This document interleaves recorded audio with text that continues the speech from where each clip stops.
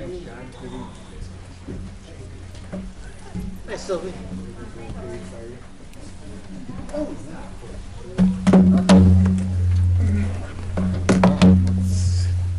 Thank you. Yes. Hi. Long day. It was just. Oh, you need John? John? Eh? Careful. Good evening and No, I see welcome it. to the meeting of the Skokie read the Village thing in Board here and that was the for line. Monday, It's over. December the 3rd, 2018.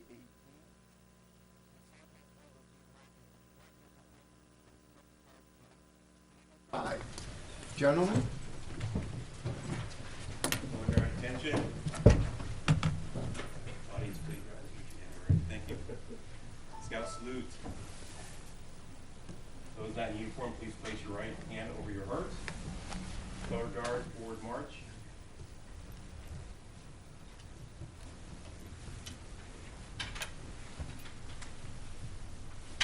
Color guard, halt. Present the colors. Please join us in the Pledge of Allegiance. I Pledge allegiance to the flag of the United States of America and to the republic for which it stands, one nation, under God, indivisible, with liberty and justice for all.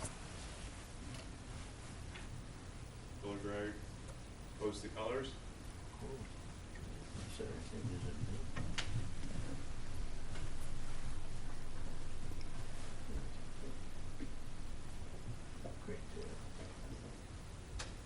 Color guard, retreat.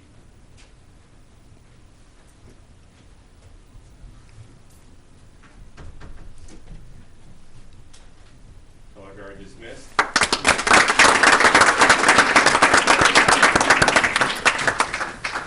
Thank you. Great job. The meeting will come to order, and the clerk will please call the roll. Trustee Roberts. Here. Trustee Sutker. Here. Trustee Ulrich. Here. Trustee Bromberg. Here. Trustee Klein. Here. Trustee Gray Keeler. Here. Mayor Van Dusen. Here, we have a quorum. Next item on the agenda is approval of the consent agenda. One item on the consent agenda I would take off, the reappointment of Joel Bauer to the Appearance Commission.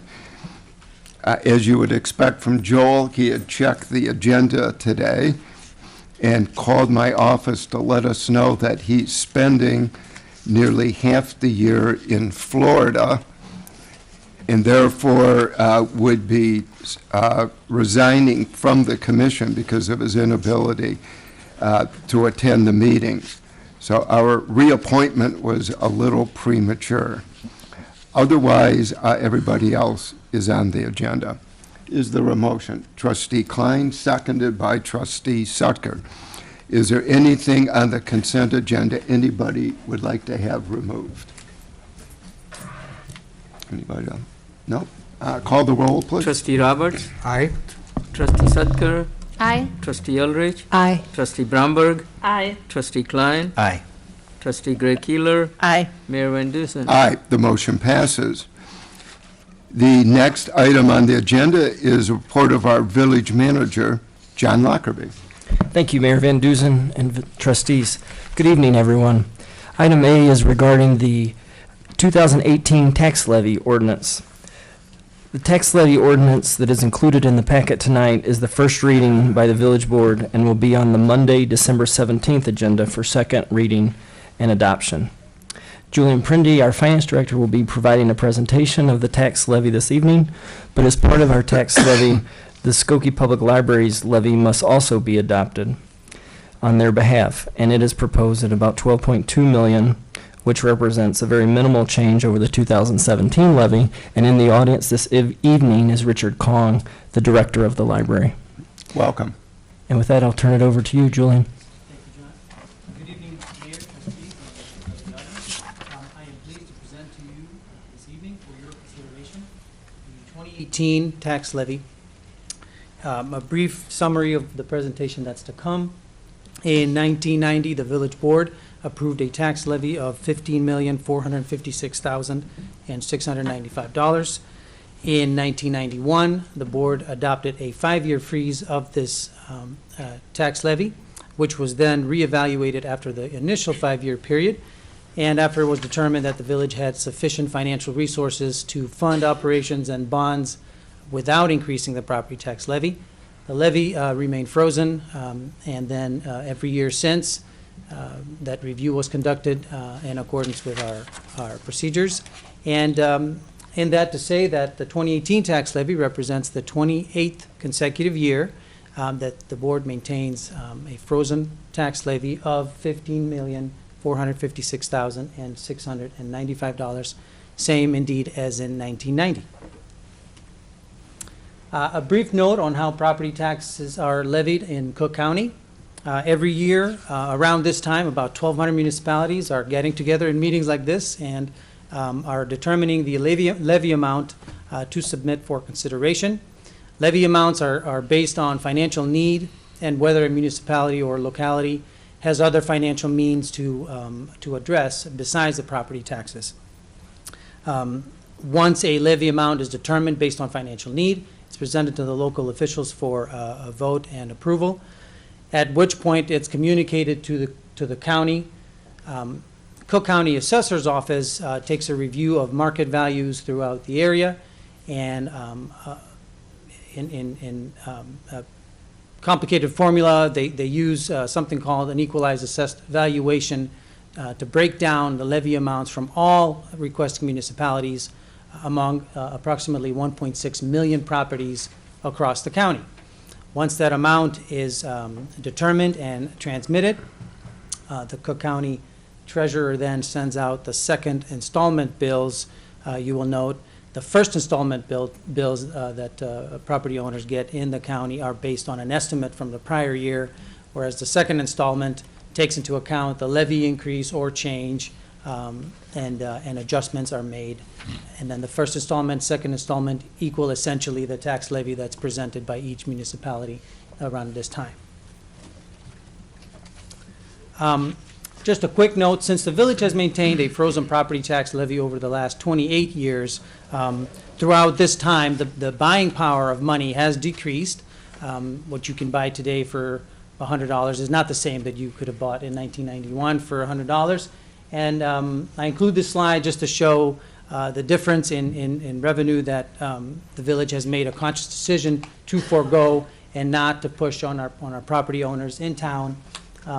Had the village increased the property tax levy just by the factor of inflation year after year, today you would be presented with a tax levy of $26,405,000 and change. This represents a 10.9, almost 11 million increase from the levy as presented today, and would mean essentially $276 in additional property taxes that each homeowner, and that's just a residential homeowner, would have to pay to the village just for a 1 year's worth of taxes. The information in the previous slide is presented here graphically. You can see the green line is the frozen levy, remaining at 15.4 million, and the red line is the inflation-adjusted levy, crossing 26 million for 2018. As you are well aware, several entities levy property taxes on Skokie homeowners, and that includes grade schools, our high schools, the Park District, the library, the county, several small districts like Oakton Community College, Metropolitan Water Reclamation District, Forest Preserve of Cook County, and so on. This is a comparison slide shown to show the difference between the share of the property tax that each entity claimed in 1990, the last year that the levy was changed by the village, as compared to 2018. You can see the village's share was 16% in 1990, dropped to 6.5, and so on with the rest of the districts. I should note that the biggest change, that the largest portion of the property tax bill in town is taken up by the school districts, by both grade and high school district, about 55% in 1990, up to almost 71% in 2018. It's important to note that while the village and other municipalities have the ability to raise taxes or implement new taxes across services, across products that are sold, meaning sales taxes and food and beverage taxes, some of these local school districts have no other option but the property tax and state funding. So while you see that large share being taken up by school district, please remember that they don't have any other options. And I think part of the village's board decision throughout the year has been to allow these districts to improve the funding for our schools throughout the years. Just a quick note on the village's fixed levy of $15.4 million and how it is used in this current fiscal 2019 budget. About 10.7 of the levy goes straight towards public services, that is police, fire, public works, administration, finance, and so on. About 3.3 million goes to fund our pension funds, predominantly police and fire, as well as our IMRF, which is the municipal retirement employees in Illinois. And then 1.6 million is dedicated strictly to the repayment of principal and interest for outstanding debt. That amount does not include the total amount of debt that the village pays, as indicated by the following slide. In 2019, the village is scheduled to repay about 6.9 million in outstanding debt. That includes principal and interest. The village funds that outstanding amount through 1.6 million of property taxes. About $1.8 million comes from TIF, tax increment financing, that's dedicated to paying for debt limited to those improvement areas covered by the TIF. 1.3 million or so is from telecom taxes, dedicated strictly for the repayment of debt at the police station, the new police station. About 1.3 million is an intergovernmental funding source, and that strictly refers to bonds that the village issued on behalf of the library. And I'll make a note later on that is an amount that the library pays directly and through the village. Special service area taxes cover about $315,000 of the outstanding debt payment. The village receives about $320,000 in federal interest rebates through what's known as the Build America bonds. The village took advantage of this program back in 2009, and that has yet to go away from the feds, and we'll enjoy it for as long as it continues. And then a small portion of the debt payment is paid by water fund and water dedicated revenue. With that, and if there's no questions, I'll just move straight to the public library. As you can see in your materials, the Skokie Public Library has presented a levy today of $12.2 million in corporate amount. The total levy sums up to about $13.4 million, $13,474,986, and that includes outstanding amount of principal and interest of bond payments that the library pays. In all, the total levy for the public library has not increased this year, remains frozen based on prior year levy. The corporate amount of 12.2 has changed ever so slightly, but the bond payment has gone down. For the village board's consideration at the December 17, 2018, this ordinance will be presented again for second reading and hopefully adoption. And I'll pause for some questions. Any questions or comments? Trustee Roberts. Well, Julian, what I think makes the property tax freeze even more remarkable this year is, can you summarize, I think we all know it up here, but for our citizens, what was the hit that we took from the state of Illinois in terms of the two revenue sources that we had to make up because of the state legislature's appropriating some of our traditional funds? Could you explain that just briefly? Because I think that makes the property tax levy even more difficult and to achieve this year. Certainly. For the members of the audience, the state of Illinois shares with the village a portion of the income taxes collected annually. In addition, they collect sales taxes on behalf of the village and share those with us on a monthly basis. Taxes that are generated by sales here in town. For the state's 2018 budget, they implemented a steep reduction on the income tax share, which amounted to about $600,000 of village funds that we had previously received.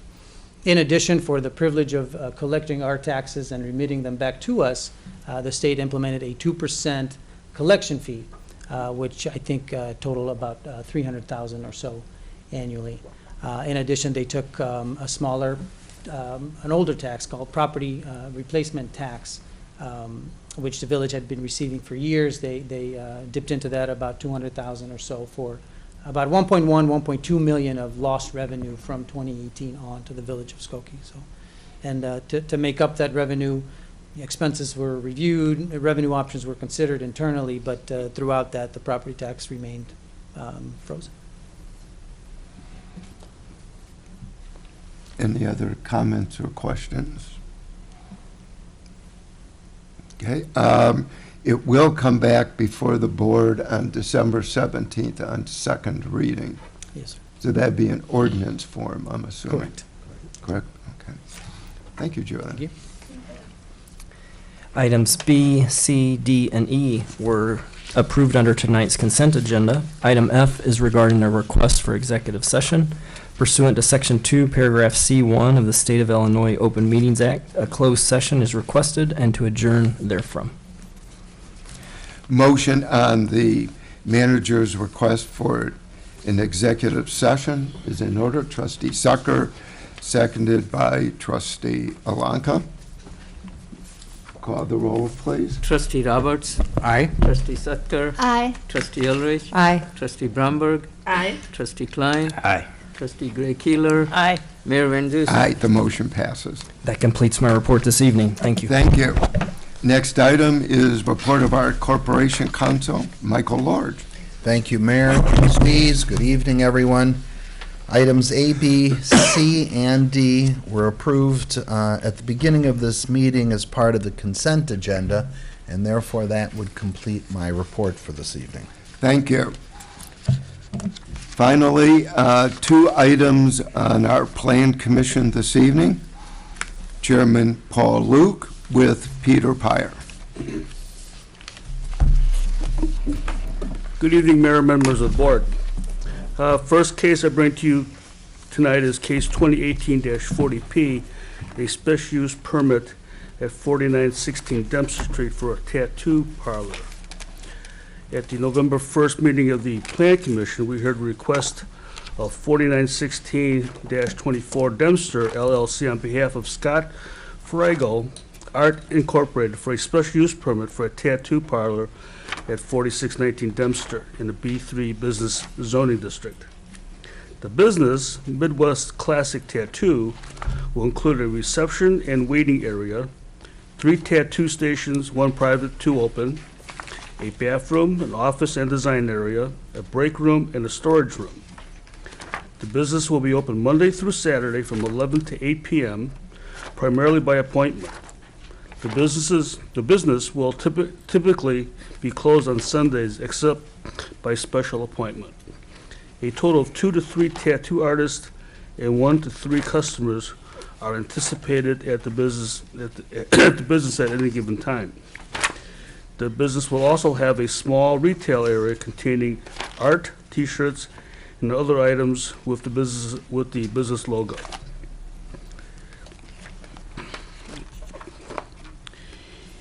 A commissioner asked the staff if, in case another tattoo parlor should replace the business in the future under requested special use permit, or would the new business be required to obtain its own special use permit. Staff responded that a condition can be placed in the ordinance stating that any change in ownership of the tattoo parlor business shall require an application for a new special use permit, including full public hearings. That item is included in the recommended conditions. Should Scott Frago Art Incorporated no longer be the owner, the special use permit will automatically terminate. No interested parties spoke. Appearance commission was not required, and the Plan Commission recommends a vote of 9 ayes and no nays that the petitioner's request be granted. Thank you.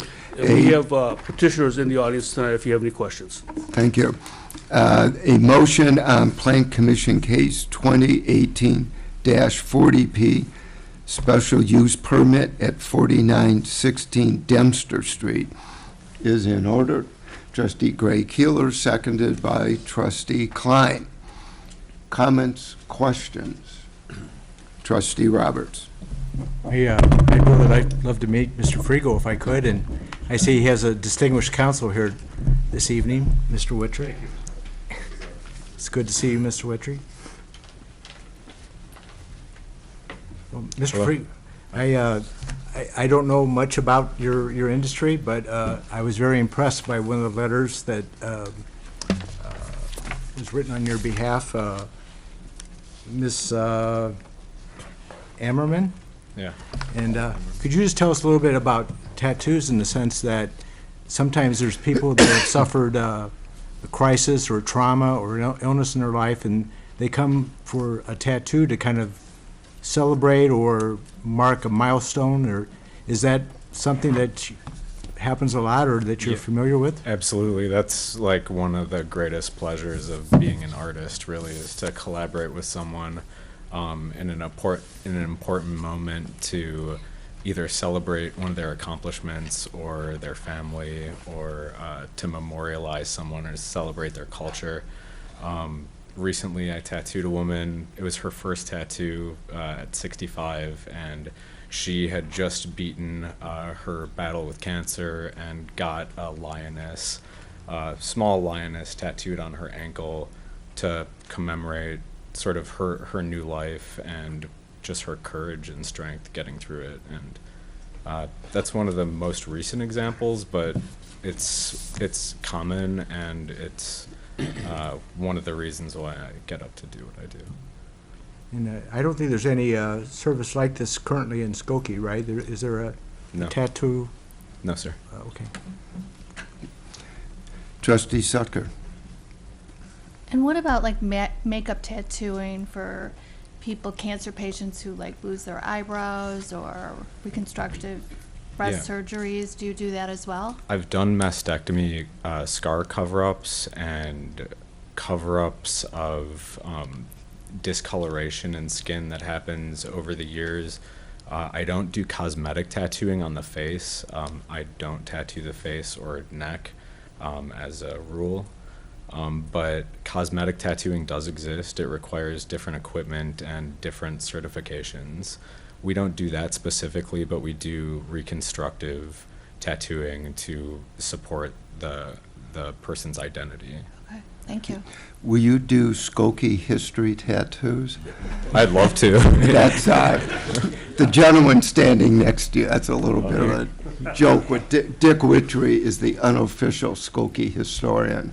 Yeah, let's do So it. there you go, Dick. You got your first customer. As Mayor Van Duzen's about to tell you, I'm prepared to write another book, and I'm looking for subjects. Anyone here? Oh, I'm sorry. Isn't that right, Mayor? You have to be dead to be in the book. No comment. Trustee Bromberg. Do you have an age limit and parental consent? Can you tell the audience a little bit more about that kind of thing? Sure.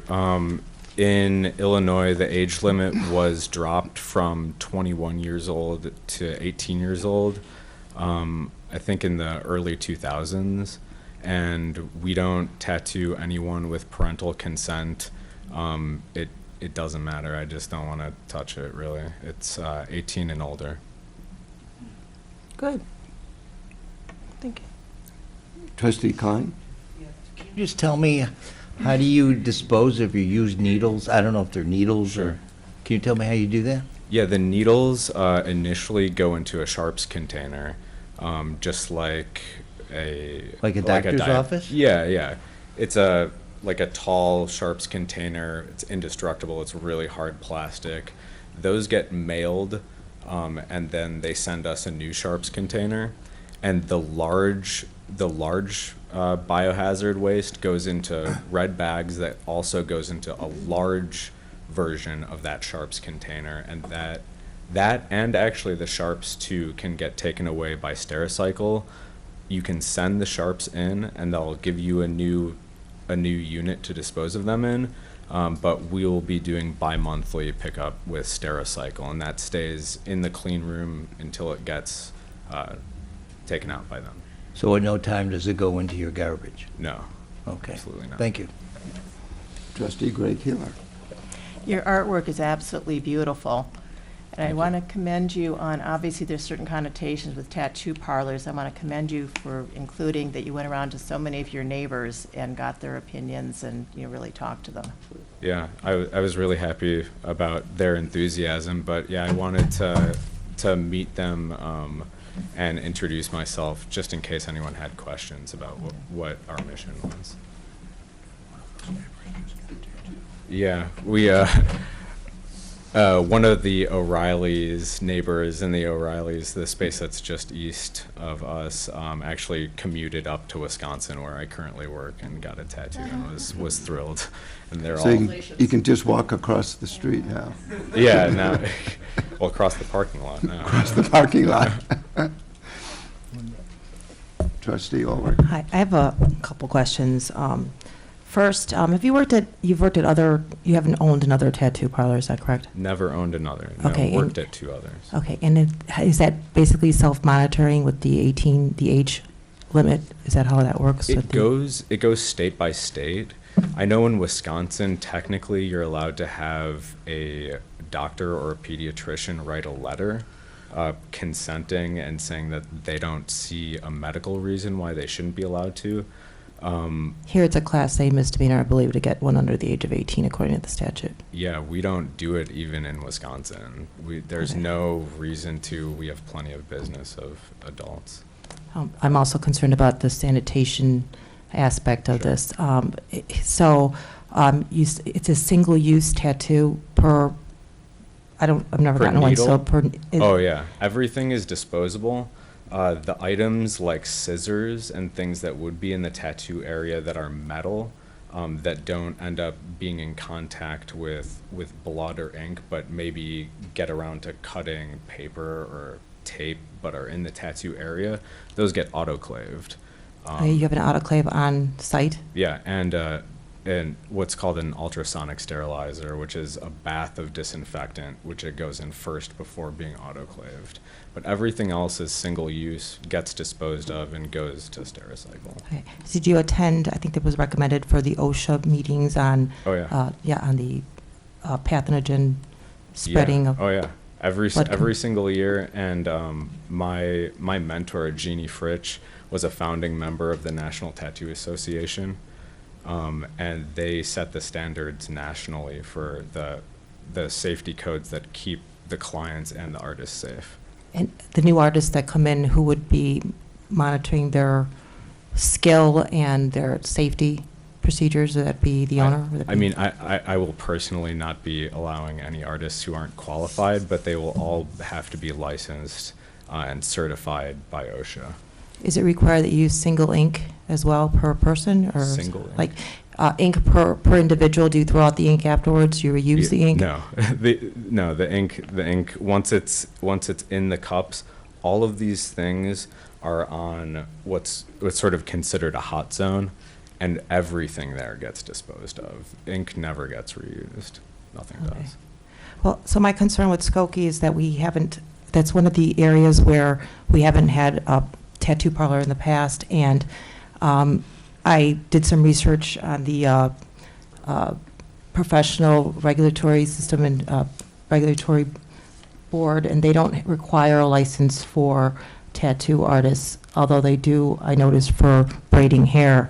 And, tattoo, you need a license to cut hair as well. Yeah. I don't understand why you are The breaking what? through the barrier of the skin-blood barrier where you can transmit pathogens such as MRSA, and why that doesn't require a license. And I'd like maybe the Corporation Council in the future maybe investigate as to what we could do about that and how we can regulate it more. I understand that the Department of Health in Skokie will be doing inspections. And how does that work, John?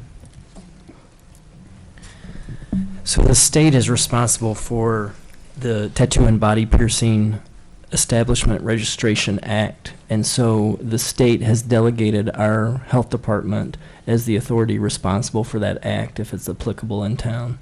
And so our health department would be responsible for an initial inspection of the facility and then periodic inspections to ensure that the facility is following all of the regulatory requirements within the state of Illinois. And so we, the local health department, would be responsible for enforcing the state regulations. I know our health department is excellent.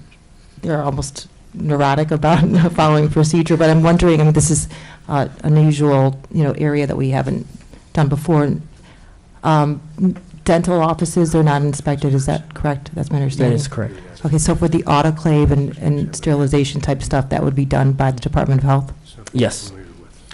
As to the issue of some form of regulation or licensing, I certainly would speak to John and speak to staff, but that's not obviously part of our village ordinances at this time. So you would have to consider this application without that in place tonight, just for clarity of record, but I'm more than happy to look into it in terms of a future area of regulation, depending on what John and staff also have input on. And also perhaps requiring the OSHA attendance for training people in bloodborne pathogens? We'd obviously turn to the Board of Health, to Dr. Kennard, to guide us in that. Okay, thank you. We would recommend that as well. Like we would like to be safe and protected, and as clean and well regulated as the business can be, the better it is and safer for the clients. And I've been a stickler about that, and my mentor has, and I believe we should stay that way. Can I just make one more comment? Sure. So a license, when a doctor violates their license, they lose their medical practice, and this is a concern for me because what happens when a tattoo parlor gets fined? I mean, do they get fined? Do they lose they can't lose a license? Do they just not operate in Skokie any longer? What's the remedy? Tonight is the first reading, and so with the questions that have been asked, why don't we prepare a response when the second reading of this action is before the board? Also with insurance, do we require them to have insurance for these type of, any kind of illness that may occur? Sure. Yeah. Let me review those items and get back to you. Thank you. Any other comments or questions? If not, Trustee Roberts. Mr. Frigo, I just wanted to compliment you on the briefing book that you provided us. Thank you. I had no idea that it said that 45 million Americans have tattoos. Among U.S. adults 18 to 25, 36%. So it's more common maybe than some of us thought. So Yes, sir. but I was impressed by your references and your recommendations, and it took some time and effort to put this book together, so I can see that you're serious about operating a very professional business, so I appreciate your preparation. Thank you, sir. And give our compliments to Allison McGee and Eliza Wheeler. They did a children's book on the subject. Thank you. Call sir. the roll, please. Trustee Roberts, I vote aye. Trustee Sutker, Aye. Trustee Ulrich, Aye. Trustee Bromberg, Aye. Trustee Klein, Aye. Trustee Gray Keeler, Aye. Mayor Van Dusen. Aye. Congratulations. Thank you, sir. Thank you. Thank you, ma'am. Next item is Plan Commission Case 2018-41P. Mr. Chairman. Also, at the November 1st meeting of the Plan Commission, we had a request for a special use permit for a daycare not in the residential area at 4658 Oakton Street in the CX Core Mixed Use Zoning District. The petitioner selected the site for this site after she determined that that Skokie is a safe community to where people want to move. There is a large Assyrian population in the area, and younger families are on the rise. Although there are other daycare across the street to the west, She felt competition is beautiful and will make each other better. The difference between the two centers is the Montessori school across the street, which offers more programming for children from 6 months to 6 years of age, and the Earth High will provide educational services for 2 to 5-year-olds. A planned capacity for Earth High, I think that's how it's pronounced, is 40 to 45 children, subject to Department of Children and Family Services approval and state licensing. Parking for a daycare was based on net building square footage, not on the number of children or staff. The parking analysis was determined that 5 parking spaces are required, 6 will be provided. Drop-off, pickup, and delivery activities are expected to occur on the east side of Kilpatrick Avenue, adjacent to the subject site. We had one interested party spoke, who is the owner of the Mosaic Montessori School at 4700 Oakton Street. She provided details on the ratio of teachers to students for each age group and expressed concern over the number of child care day centers in Skokie and the opening of the new centers have in making it difficult for all centers to survive. Parents Commission was not required, no changes to the building. So therefore, right, there were no changes to the building, so the Parents Commission review was not, they reviewed the signage and the building was okay.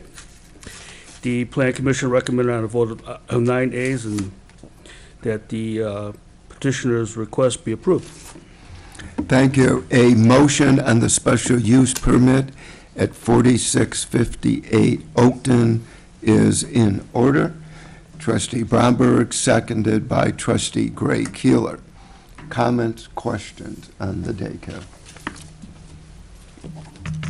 Trustee Roberts. Peter and Paul, could you just go over where the pickup and drop-offs will be and where the parking is, just to give us a little bit more? Because they said that the capacity is 40 to 45 children? Yes. Okay.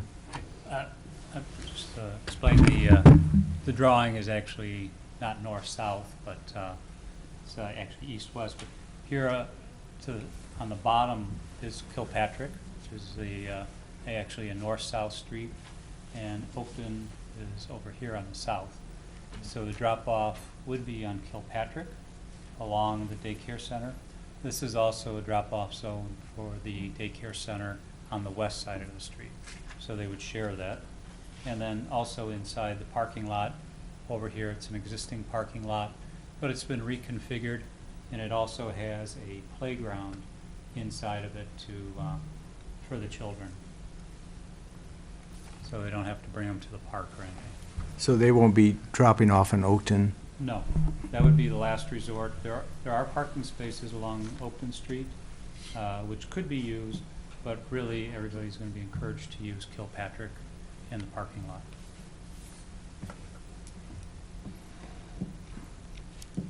Trustee Klein. Then where's the entrance to the building for the kids to enter?